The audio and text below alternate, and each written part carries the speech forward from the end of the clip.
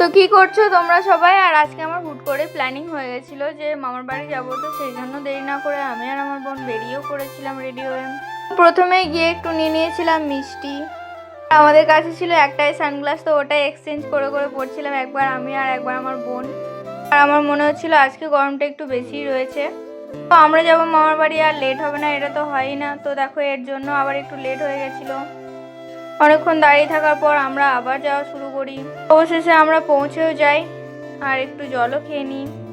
তারপর মামার বাড়িটা একটু ঘুরে দেখছিলাম, চারিদিকে অনেক ফুলের গাছও রয়েছে, দেখতে বেশ ভালো লাগছিল। আর এই ষষ্ঠীটা ছিল আমার বোনের বিয়ের পর প্রথম ষষ্ঠী, তো সেই জন্যই আমরা গিয়েছিলাম। আর ও দেখো এখানে সব সবজি নিয়ে বসে গেছে রান্না করবে বলে। তো ওরা সবাই রান্না করছিল আর আমি শুধু দাঁড়িয়ে দাঁড়িয়ে দেখছিলাম। অনেক গল্প করতে করতে হাসাহাসি করতে করতে আমাদের রান্না এদিকে প্রায় কমপ্লিট হয়ে গেছিলো। আর আমরা তারপর একটু খেয়েও নিয়েছিলাম। আর আজকের রান্নাগুলো না খেতে দারুণ ছিল। তো একরাশ মন খারাপ নিয়ে দিদিকে এখানে আমি টাটা করে দিলাম, কারণ এবার যেতে হবে আমাদেরকে বাড়ি।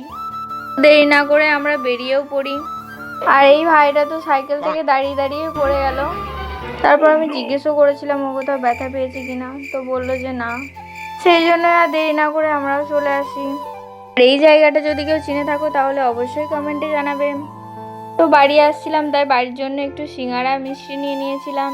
বাড়ি চলে এসে ঝটপট আমি চেঞ্জও করে নিই। তো আজকে এতটাই, দেখা হবে নেক্সট কোনো মিনি ব্লগে। টাটা, ভালো থাকবে সবাই, আর অবশ্যই পেজটি ফলো করে নেবে।